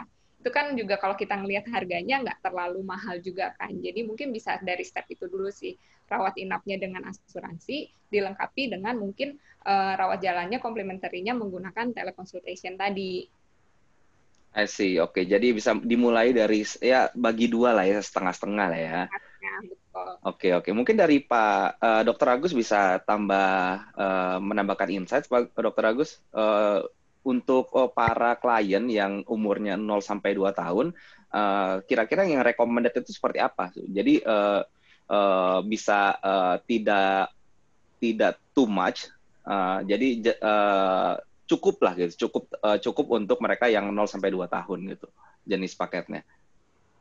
Baik, oke, terima kasih Mas Riki. Jadi setuju apa yang dikatakan oleh Bu Ria. Mungkin untuk pertama-tama bisa memakai asuransi untuk rawat inapnya dulu. Karena memang kalau terjadi rawat inap akan besar sekali biayanya. Tapi sebenarnya untuk perusahaan-perusahaan baru yang belum pernah pakai asuransi dan saat ini mau memakai asuransi, sekali lagi bahwa dengan adanya tren yang kami telah pelajari, memang ada beberapa produk yang tadi saya bilang itu customized atau tailor-made gitu ya. Tetapi sekarang kami memahami bahwa itu belum cukup, terutama dengan seperti yang apa ditanyakan oleh Mas Riki. Dengan tailor-made atau customized yang sekarang ini belum cukup. Kenapa? Karena begitu di set, ternyata ujung-ujungnya budgetnya atau harganya masih belum cukup. Nah, itulah saran kami, dan kami sudah mempersiapkan, Mekari juga sudah mempersiapkan suatu program yang kalau kita sebut sebagai sangat-sangat personalized. Artinya apa? HRD bisa create sendiri itu program. Bisa isi sendiri limitnya, bisa isi sendiri benefitnya, bisa menghitung sendiri. Ujungnya nanti budgetnya cukup atau enggak. Itu sangat-sangat cepat dengan aplikasi yang ada di kami maupun yang ada di Mekari mungkin ya, yang saat ini ada. Jadi menjawab pertanyaan Mas Riki adalah untuk perusahaan-perusahaan baru atau startup terutama, memang sekali lagi sebaiknya tetap ada proteksi asuransi, bisa dimulai dengan rawat inapnya. Kemudian kembali kalau tadi ada kendala yang tadi disampaikan oleh Bu Rani dan sudah saya sampaikan untuk rawat jalannya, bagaimana mengontrolnya, itu juga bisa melalui Mekari maupun melalui Salfus sebagai pihak untuk mengelola administrasinya. Jadi tetap uangnya atau klaimnya itu akan dikelola oleh perusahaan, kami membantu untuk proses administrasinya. Kenapa? Dengan administrasinya di kami, itu juga kita bisa menyediakan fasilitas provider. Apa itu fasilitas provider? Jadi kalau nanti ada karyawan yang perlu berobat ke rumah sakit, nggak perlu bayar dulu, tapi bisa memakai fasilitas kami secara cashless. Karena kita sudah punya perjanjian kerjasama dengan provider. Jadi intinya menjawab pertanyaan Mas Riki adalah untuk perusahaan-perusahaan baru, jangan khawatir. Kalau memang perlu asuransi, saat ini asuransi kesehatan juga sudah banyak sekali jenisnya. Banyak sekali metodenya, banyak sekali programnya, banyak sekali caranya. Sehingga nggak perlu pusing lagi mikirin, aduh, mau jualan, mikirin lagi biaya kesehatan karyawannya. Jadi fokus aja jualan, kejar target aja seperti buran gitu. Kalau asuransi butuh kesehatan untuk karyawan, lempar aja ke asuransi dah. Gua mau tahu, pokoknya preminya saya bayar sekian, kamu urus tuh karyawan saya untuk kesehatannya. Yang penting saya bisa jualan, saya bisa fokus untuk mencapai target saya. Jadi message-nya adalah Mas Riki, untuk perusahaan startup baru jangan khawatir. Kalau perlu asuransi, sekarang produknya banyak, macamnya banyak, preminya macam-macam. Yang penting bisa jualan dulu, bisa mencapai target. Nanti kita yang bantu untuk urusan karyawannya. Thank you, Mas Riki. Oke, baik Dr. Agus. Ini mungkin menyambung penjelasan yang tadi sudah Ria dan Dr. Agus jelaskan ya. Di sini ada pertanyaan dari partisipan kita, dari Sinta. Jadi dia ada bertanya, bagaimana memastikan bahwa asuransi kesehatan yang dibeli menggunakan Mekari atau Salfus lebih efisien dibandingkan dengan memberi langsung ke perusahaan asuransi gitu. Nah, mungkin bisa dijawab oleh Ria dulu mungkin ya? Oke, efisien apa enggak ya? Sebenarnya gini sih, kita kan bekerja sama dengan Salfus sebagai digital broker. Otomatis dari Salfus sendiri, partner kita itu punya akses ke berbagai macam insurance provider lah. Kalau kita ngebandingin dengan misalnya nih HR atau perusahaan itu approach sendiri ke perusahaan asuransi, otomatis yang tadi Bu Rani bilang, kita bilang administrasi prosesnya akan panjang nih, karena kan mesti kayak pitching satu-satu. Sedangkan kalau kita dengan Mekari atau Salfus itu kan udah bisa langsung mendapatkan satu paket lah ya. Jadi kayak ada perbandingan dari berbagai macam insurance provider yang memang bisa dipilih oleh ini kita juga sih, oleh klien kita, kayak gitu satu. Terus kedua, tadi juga Dok Agus sempat juga cerita ya, kalau kita memang lagi building produk asuransi yang memang bisa match untuk istilahnya klien dari yang size-nya kecil sampai yang besar tadi. Jadi itu pun akan lebih efisien prosesnya, proses pitching maupun implementasinya dengan memilih produk tersebut sih, karena tidak ada lagi yang namanya proses underwriting ke belakangnya. Jadi ya istilahnya orang datang daftar itu udah langsung dapat di approve, nggak perlu lagi ada kayak namanya kenaikan premi, loading premi ataupun dan lain-lain lah ya untuk proses pitching-nya sih. Itu terus yang kedua juga efisien apa enggak, karena kita kan penyedia platform juga, jadi otomatis kita juga meleverage teknologi di situ. Jadi nanti untuk namanya proses administrasi untuk pendaftaran peserta kayak penambahan member ataupun pengurangan member itu juga akan langsung ataupun satu pintu melalui platform dari Mekari tersebut sih. Kurang lebih kalau dari saya gitu. Mungkin dari Dr. Agus juga ada tambahan lagi sih. Oke, terima kasih Ria. Jadi pertanyaannya memang bagus, Mas Riki. Karena memang ini yang harus kita sampaikan sebenarnya. Kita menunggu pertanyaan ini. Kenapa? Dengan pertanyaan ini bisa kelihatan gitu fungsinya Mekari sama fungsinya Salfus gitu ya. Kalau pertanyaannya efisien dengan Mekari dan Salfus, ya tentunya akan menjadi lebih efisien. Kenapa? Karena dengan adanya Mekari, dengan adanya Salfus, udah HRD tinggal bilang aja, gua maunya kayak gini nih, lu atur ya buat karyawan gua. Tinggal duduk manis aja gitu ya, seperti apa yang disampaikan Bu Rani sama Bu Ria. Nanti tiba-tiba ujung-ujung, nih segini mau nggak preminya? Oke, ya udah deal. Kalau nggak mau, kemahalan atur lagi dong. Oke, kita atur lagi gitu kan. Tapi kan nggak perlu si HRD atau perusahaan itu tengok sana, tengok sini, shopping sana, shopping sini gitu ya. Untuk cari untuk asuransi kesehatan bagi karyawannya gitu. Nah, dengan demikian pasti akan menjawab efisien kalau dengan adanya Mekari dan Salfus gitu ya. Efisien waktu, efisien biaya, dan efisien dari tenaganya juga gitu. Nah, apakah produk-produk yang dibikin oleh Mekari dan Salfus ini produk yang efisien? Tentunya. Kenapa? Karena di sini kita sebagai tengah-tengah, pihak yang ada tengah-tengah antara kebutuhan dan backup dari insurance-nya. Jadi kita bisa memakai suatu produk yang efisien. Efisien itu banyak sih sebenarnya artinya. Efisien biaya, efisien benefit, efisien apalagi gitu. Nah, inilah fungsinya kita di sini. Kalau ditanya efisien, pasti akan menjadi efisien dengan adanya Salfus dan Mekari. Thank you. Oke, baik. Ya, oke, baik Dr. Agus dan Ria atas penjelasannya. Jadi di sini istilahnya kita bisa menjamin lah ya efisiensinya ini ke para calon customer kita gitu ya. Jadi kalau misalnya memang ada mau explore lebih lanjut ya bisa coba explore ke link yang udah di-share oleh operator di chat ya. Nah, mungkin ini pertanyaan selanjutnya lebih saya mau bertanya ke Ibu Rani nih. Jadi Ibu Rani kan so far dalam 19 tahun berkarir sudah menyicipi banyak company gitu ya. Jadi udah tua banget deh saya, Ricky. Oh enggak dong, kan track record bukan berarti tua kan. Oke, baik. Terima kasih. Ya, jadi mungkin dari Ibu Rani sendiri pendapatnya seperti apa ya? Ini kan kita lagi membahas flexible benefit gitu ya.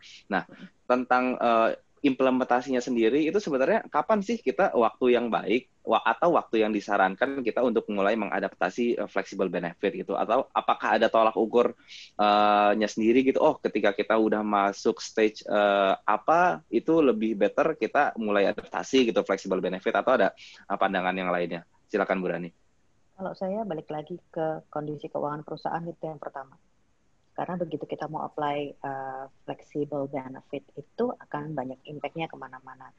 Kalau kita memang sudah cukup kuat untuk kemudian menerapkan itu, membuatnya secara terbuka. Karena flexible benefit kan not only about insurance ya, not only about health benefit gitu. Itu kan platform yang gede banget gitu, yang intinya adalah gimana kita bermain dengan kemudahan yang kita bisa berikan sebagai benefit untuk karyawan gitu. Makanya kalau kita memang sudah secara bisnis sudah steady, kita sudah melihat bahwa oh ya ini safe enough untuk kita punya alokasi budgetnya yang proper, then let's do it. Gitu. Saya berpindah-pindahnya dari company yang memang sudah established maupun yang masih small medium enterprise or startup kayak yang sekarang nih juga. To be honest, di kami juga baru starting menggunakan benefit insurance ini juga baru di tahun ini nih, gitu. Pada saat periode saya mulai join, gitu. Saya usulkan karena kita nggak pernah bisa menutupi kenyataan bahwa di tahun ini tuh hantaman badainya COVID ini luar biasa impact-nya, gitu. Jadi ini jadi salah satu alasan bahwa membuat karyawan merasa secure dengan kondisi kesehatannya mereka, jadi mereka bisa fokus untuk bekerja, untuk menunjukkan kemampuannya, sumbangsihnya, dan mereka merasa tercover, mereka merasa nyaman, merasa aman, itu adalah salah satu faktor yang penting yang kita harus garanti ke tim. Gitu. Jadi kalau ditanya when is the right time, nggak pernah tolak ukur yang proper sebenarnya when it comes to benefit. Tapi sebagai perusahaan yang memang kecil, kalau memang mau start, itu jangan nunggu karyawannya banyak dulu dengan banyak complicated situation yang kita hadapin, baru kita bersiap. Kalau saya kebiasaannya when the numbers of employees sudah reach di angka 30, biasanya saya sudah mulai bicara ke DoD untuk ngomong, this is the right time maybe for us to start thinking about and consider untuk menggunakan jasa third party gitu untuk servicesnya kita. Itu sih kalau saya, Mas Vicky. Oke, baik Bu Rani. Nah, mungkin tapi kalau misalnya ada pertanyaan apa untuk konteks flexible benefit ini, apakah consideration saya itu sebaiknya dimulai dari pertama kali mau implementasi asuransi atau ini adalah semacam stage 2-nya gitu setelah kita implementasi health insurance yang paling basic gitu istilahnya. Nah, itu seperti apa? Kalau untuk saya, saya balik lagi, consideration-nya adalah current situation nih, pandemiknya. Automatically, insurance came first. Gitu. Karena kalau kita ngomong, ada beberapa company yang menerapkan flexible benefit, let's say termasuk di dalamnya misalnya ada dana yang dialokasikan untuk mereka boleh pakai untuk kebutuhan mereka apapun gitu. Biasanya kan kalau anak-anak muda, trennya flexible benefit mereka pakai buat uang muka mau liburan. Kan sekarang mereka nggak bisa liburan, ya kan? Atau mereka mau pakai buat sesuatu yang kaitannya dengan hobi. Dan mereka ngelihat bahwa nggak bisa ngapa-ngapain dong, kita harus stay di rumah gitu. Itu adalah, kalau untuk saat sekarang menurut saya bukan priority. Kalau untuk saat sekarang ya, dengan kondisi sekarang. Buat saya sekarang priority-nya adalah bagaimana kita covering dari sisi insurance, itu yang paling penting. Kalau kita ngelihatnya dari situasi sekarang, mungkin kalau kita bicara hal yang sama di bulan Maret atau Februari sebelum badai pandemik ini, saya rasa pasti saya akan datang dengan conclusion yang berbeda, for sure. Karena itu pernah jadi pertimbangan juga di company saya untuk mikirin nih gimana mengatur untuk flexi benefit. Tapi during this pandemic, balik lagi, health benefit is the priority. I see, oke, baik. Ini melanjutkan tadi penjelasan yang tadi sudah Bu Rani jelaskan ya. Jadi ini saya pernah ada ngobrol juga dengan rekan-rekan HR. Jadi untuk implementasi flexible benefit ini pilihannya itu kan ada dua gitu ya. Bisa partial dulu untuk certain level atau bisa langsung semuanya gitu ya. Nah, menurut Bu Rani yang mana yang lebih preferable dan kenapa? Kalau saya secara pribadi, maka biasanya rekomendasi dari saya itu adalah berlaku fully ke keseluruhan organisasi. Kenapa? Balik lagi, satu perusahaan tuh kan kadang munculnya kok dia dapat saya enggak, dibilang levelnya beda, it's not fair. We are not talking about the leveling. Karena bagaimanapun semua orang dalam organisasi punya kontribusi, punya peran dan fungsi yang tentu saja memang terkait dengan kontribusi dia untuk perusahaan. Jadi buat saya rekomendasinya jangan setengah-setengah deh, kalau mau apply for all or not at all. Gitu Mas Vicky. Saya nggak tahu kalau teman-teman yang lain mungkin punya pendapat yang berbeda, but for me, balik lagi, asas kebersamaannya ini yang harus paling. Maklumnya orang Indonesia banget ya berarti saya ya. Semua agree ya, benar. Iya. Ya, agree Bu Rani. Daripada malah menimbulkan situasi yang nggak enak lainnya loh, tiba-tiba saya nggak happy nih, dia gara-gara dia levelnya cuma setengah di atas saya gitu, atau satu level di atas saya dapat tapi saya nggak. Itu akan menimbulkan hal yang nggak penting untuk diurusin lagi. Betul, agree. Kata-kata saya, tapi menurut saya for all or not at all. I see, oke, agree. Jadi memang lebih rekomendasinya untuk ketika ingin implementasi ya better untuk coba consider bisa implement ke semua level gitu ya, tidak certain level saja seperti itu. Oke. Priti boleh nambahin sedikit lah ya sharing. Ya, silakan. Ngobrol-ngobrol juga sama HR dan juga memang ada yang udah implementasi. Nah, cara mereka tadi Bu Rani juga kan ada mention terkait dengan budget tuh. Nah, cara mereka memang mereka itu sudah punya existing medical budget lah untuk kayak asuransi rawat inap dan juga untuk rawat jalannya. Nah, mereka caranya untuk bisa mengimplementasikan si flexible benefit itu mereka kayak ngambil sebagian budget dari rawat jalan misalnya nih, itu untuk mereka spending ke benefit-benefit untuk yang preventif tadi. Jadi memang untuk kayak gym ataupun mungkin healthy catering itu kan otomatis secara tidak langsung akan berimpact juga terhadap rasio klaim yang nanti akan mereka dapatkan lah ya dari si asuransi mereka itu. Itu satu. Terus yang kedua, best practice-nya juga biasanya mereka melakukannya rollout-nya itu bukan yang tadi. Kalau Bu Rani kan implementasi ke semua tuh. Nah, ya memang biar tidak ada inilah ya apa namanya kecemburuan sosial lah. Nah, yang biasanya mereka melakukan adalah mereka menawarkan nih kepada employee-nya siapa aja yang mau coba untuk enroll ke program ini. Jadi memang based on voluntary dari employee-nya sendiri sih. Itu sih yang saya coba dapetin dari kurang lebih dari para HR ataupun yang memang sudah mengimplementasikan si flexible benefit ini sih. Gitu. I see, oke, baik. Ya, thank you Bu Rani atas penjelasannya dan Ria juga. Nah, ini beranjak ke pertanyaan selanjutnya ini karena belum ada yang menanyakan lagi ya. Jadi ini mungkin lebih mengarah ke Dr. Agus ya. Nah, Dr. Agus ini sebagian besar dari partisipan kita saat ini mungkin datang dari tech industry gitu ya. Nah, untuk dari tech industry dan industri-industri lainnya, itu kan sebenarnya ada perbedaan yang cukup signifikan, ada menjadi diferensiasi istilahnya industri tech ini, yang mana kebanyakan dari mereka itu umurnya masih muda-muda untuk orang-orang yang ada di industri tech gitu ya. Nah, apakah secara claim ratio dan pricing-nya itu di tech itu untuk industri tech itu pasti lebih mahal atau seperti apa gitu? Karena di sini ada istilahnya omongan di luar sana lah gitu lah. Ketika sebuah perusahaan, kalau dia sebuah perusahaan tech itu bayar asuransinya pasti lebih mahal dibandingkan industri lain. Mungkin bisa diberikan penjelasan, Dr. Agus? Oke, thank you, Mas Riki. Mungkin pertanyaan saya ke Mas Riki, kenapa bisa bayar asuransi yang lebih mahal kalau di tech industry gitu ya? Nah, itu mungkin perlu dijawab oleh Mas Riki lagi gitu. Tapi begini, komponen untuk menghitung premi, sekali lagi, itu adanya di isi benefit dan besaran benefit, kemudian macamnya program yang diambil. Nah, yang lain, faktor-faktor X atau faktor pendukungnya ini bisa menjadi lebih mahal atau lebih murah. Benar apa yang dikatakan oleh Mas Riki adalah jenis industrinya gitu ya.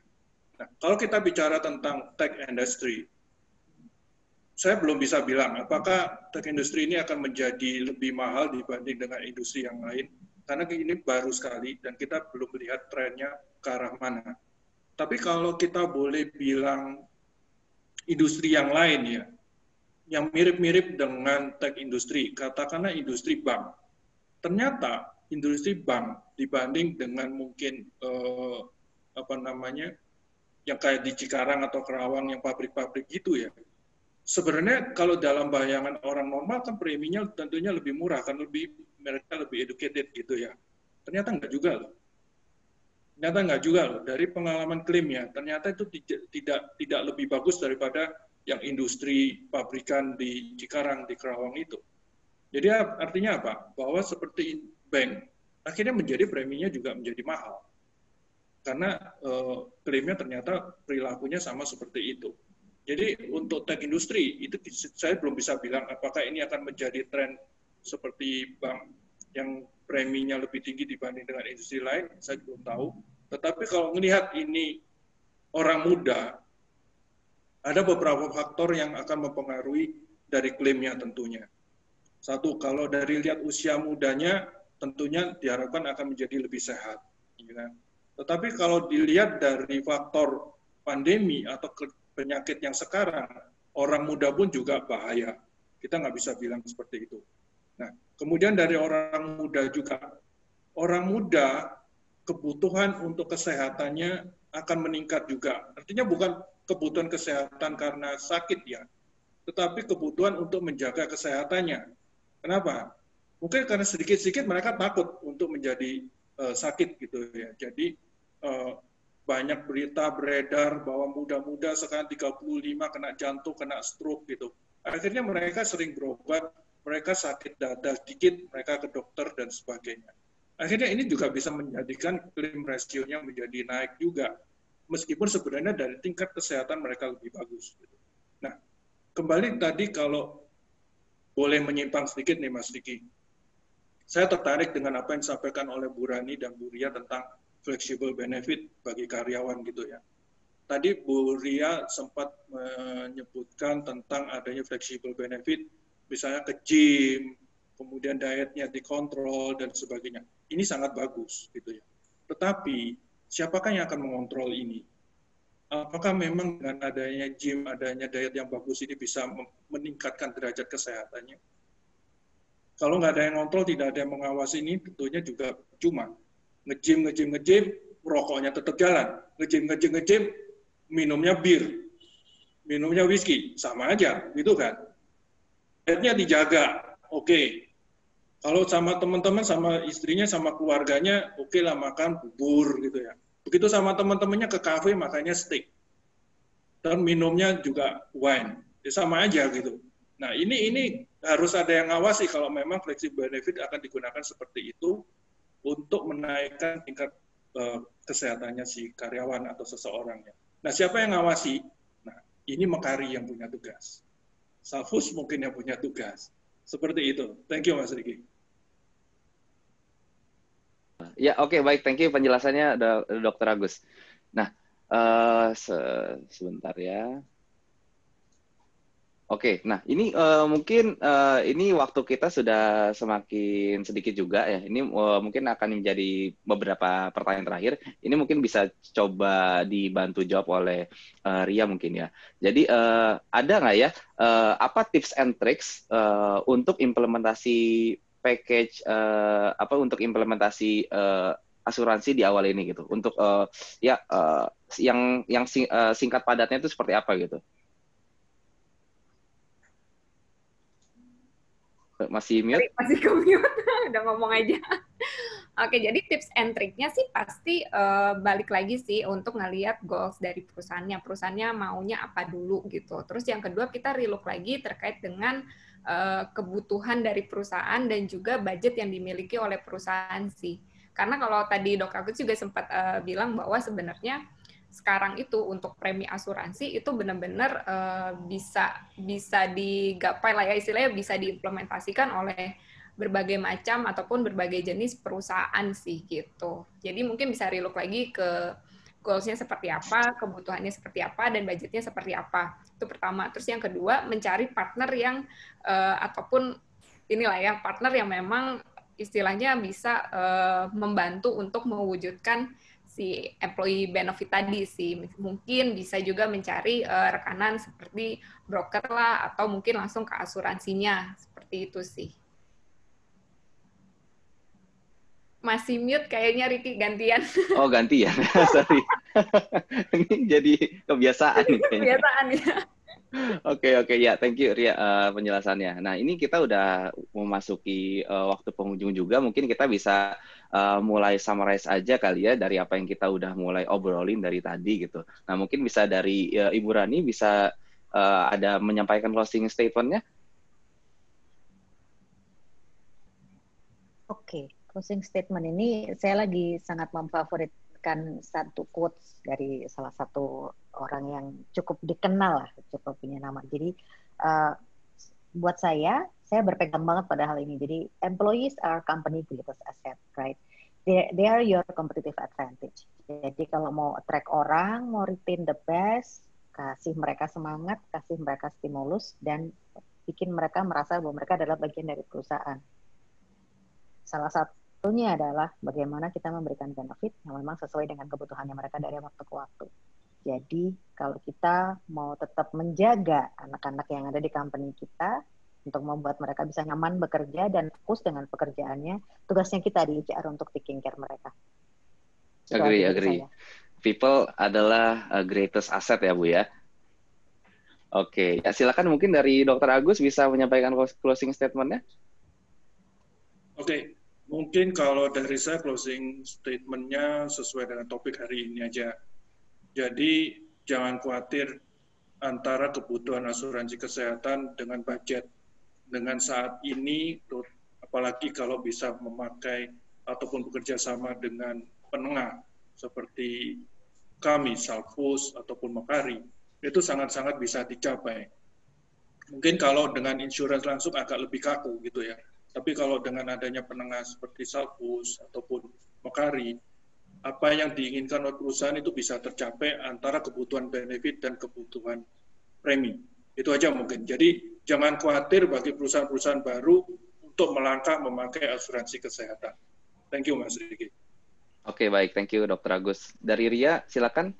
Oke, kalau dari aku sih sudut pandangnya health benefit ataupun medical benefit itu salah satu benefit yang krusial ataupun mandatori lah ya yang dibutuhkan oleh perusahaan maupun karyawan, terutama di drive lagi dari kondisi pandemik setahun terakhir ini gitu. Dan sebenarnya untuk dapat mengakses si health benefit ini nggak harus membutuhkan budget yang besar dan cuma bisa kayak di-applicable oleh perusahaan-perusahaan yang sizingnya juga besar tuh.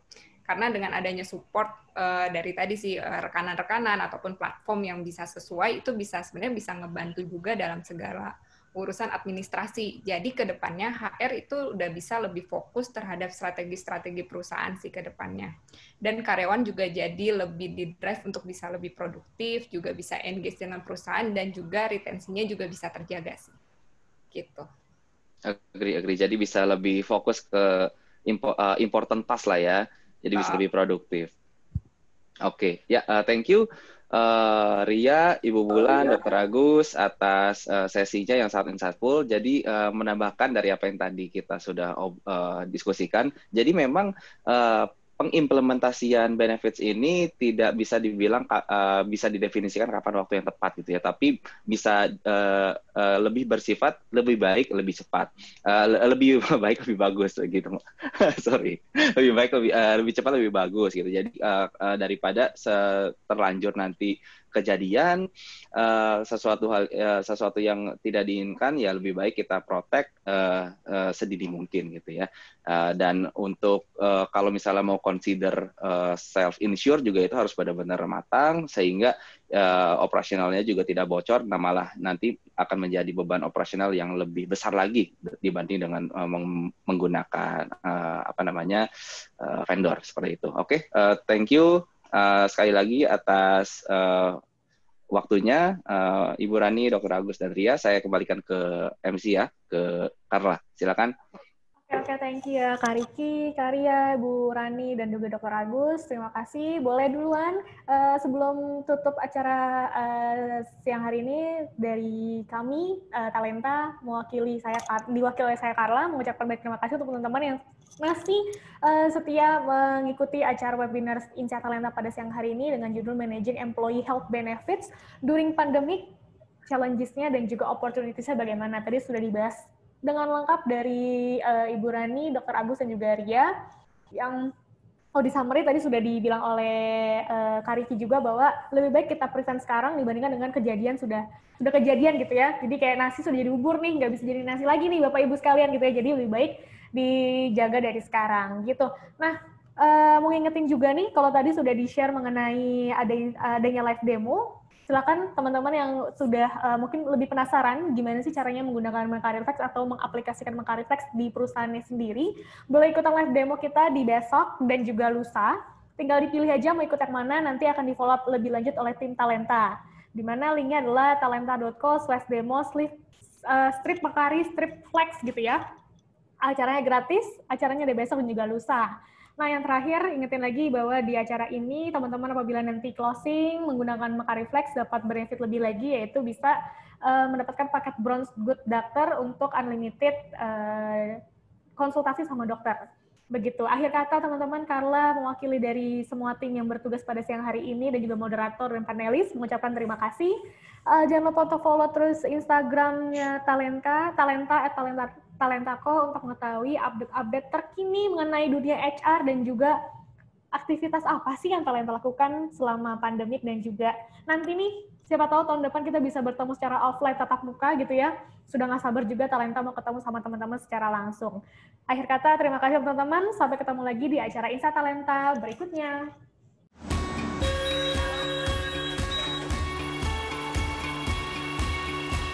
PT LRT Jakarta secara akta didirikan pada bulan Maret 2018 under Pemprov DKI, dan kita juga under holding Jakarta Propertindo.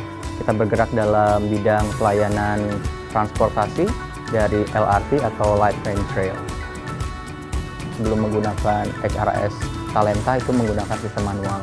Dan tentunya faktor human error sangat riskan terjadi. Dan tentunya untuk menghitung akan banyak sekali proses-proses manualnya, dari perhitungan pajak yang dihitung sendiri, kemudian perhitungan overtime yang dihitung sendiri walaupun ke dalam satu spreadsheet. Tapi dengan Talenta memangkas proses-proses tersebut sehingga dapat dilakukan semuanya dalam waktu yang bersamaan. Kita ingin suatu sistem yang light, sistem yang mudah, user-friendly, tidak terlalu banyak investasi dalam pengadaannya, dan juga tentunya tim support yang akomodatif.